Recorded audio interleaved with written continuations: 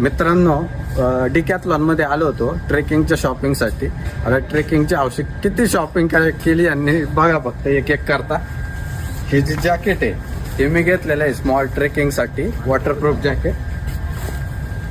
हे 1000 रुपयेवाला viral jacket आहे, ते एक घेतलंय मी रेग्युलर वापरायला ट्रेंडमध्ये.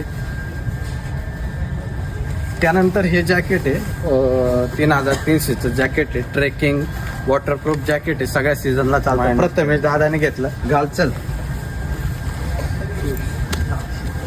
हे जे शूज आहे प्रथमेश घेतलं 44 साईज शिवमचे शूज आहे, 4000 रुपयाचे शूज.